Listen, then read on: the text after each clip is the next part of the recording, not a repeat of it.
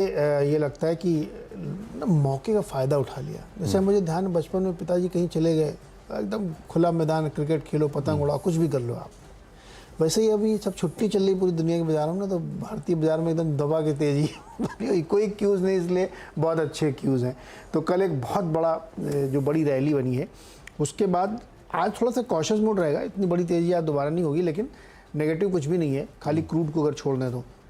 लेकिन क्रूड से बहुत फ़र्क हमको इसलिए ज़्यादा नहीं पड़ता क्योंकि हमको तो सस्ता भी मिल ही रहा है, तो इस वजह वो भी बहुत बड़ा नेगेटिव नहीं है। तो ऐसी पिच पे जो है ना, अगर हल्का सा भी आप मेहनत कर लो, थोड़ा सा बल्ला टाइमिंग सही कर लो, तो चौके छक्के लग सकते हैं। लेकिन आपको बहुत ध्यान रखना पड़ेगा क्योंकि कल ऑलरेडी बहुत बड़ा पहाड़ स्कोर आप बना चुके हैं। तो स्कोर बनाना मुश्किल होता है ना। ये वो टाइम है जब सिंगल्स और डबल्स निकालने आपको।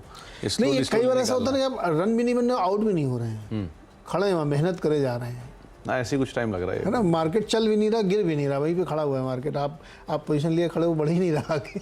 तो मतलब आज एक्चुअल में बहुत थकाऊ रह सकता है मार्केट। मतलब हम तो फिर भी आधे घंटे वाले, अभी बेचारे आगे 2-2 घंटे वाले एंकर आएंगे, उनके लिए और मुश्किल होगा कैसे इतने बड़े शो खींचेंगे। लेकिन हाँ, ये बात सही है कि मार्केट बिल्कुल ड्राई है और बहुत कुछ न्यूज़ फ्लोज है नहीं। तो जो इंडिविजुअल स्टॉक स्पेसिफिक स्टोरीज हैं उनको आपको आइडेंटिफाई करना होगा। मिसाल के तौर पे कल ऐसे कई सारे स्टॉक्स थे जहां पर स्ट्रॉन्ग पुल बैक था। कल पूरी की पूरी 10 की 10 जो स्टॉक थे मेरे, सबके सब ग्रीन थे। उसकी वजह यही थी कि कल लग रहा था कि मार्केट बहुत स्ट्रॉन्ग पुल बैक लेगा, इसीलिए एग्रेसिवली सारे बाय साइड पे स्टॉक को मैंने रखा था। अभी भी ऐसा लग रहा है कि मार्केट में कोई ऐसा सेल ऑफ नहीं आएगा, हैवी सेल ऑफ नहीं आएगा। इसीलिए आप या तो डिफेंसिव स्टॉक्स लीजिए या फिर कोई थीम आइडेंटिफाई कर लीजिए और उन थीम्स के हिसाब से अपने स्टॉक्स को आप चुन के चलिएगा। न्यूज़ फ्लोज बिल्कुल ड्राई हैं, तो आपको सिर्फ थीम को ही समय आधार मानकर चलना होगा। और ये वो तूफान से पहले का सन्नाटा है जिसको आप अर्निंग कहते हैं, क्योंकि 8 तारीख 9 तारीख से अर्निंग शुरू हो जाएगी और जैसे अगला साल शुरू होगा वैसे न्यूज़ फ्लो और तेज हो जाएगा। पहले ऑटो सेल्स के नंबर आएंगे, सीमेंट के प्राइसेज, इसके कोल के प्राइसेज एंड ऑल, वो सब आएंगे।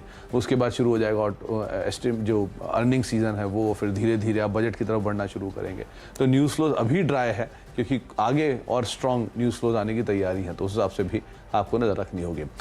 बहरहाल मेरी जो टीम है उसमें मैंने यूजुअली सभी हरे रखता हूं, तो आज भी मैंने मेजरली सभी के सभी हरे शेयर रखे, यानी कि इन ग्रीन जो काम काज करते हैं उन्हीं को ही चुना गया है। और जो आज क्रूशियल थीम मैंने चुनी है, वो जिससे पूरा जो उत्तर भारत है वो जूझ रहा है, वो है ठंड। क्योंकि ठंड की डिमांड अलग तरह की होती है, उनके प्रोडक्ट्स की डिमांड अलग तरह की होती है और वो थीम अलग तरह की है।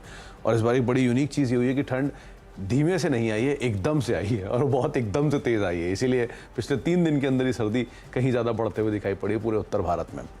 बहरहाल तो शुरुआत कल के कुछ स्टॉक्स जो कि मैंने चुने थे, जो नहीं चले थे, उन्हीं से कैरी फॉरवर्ड किया है। उसमें एक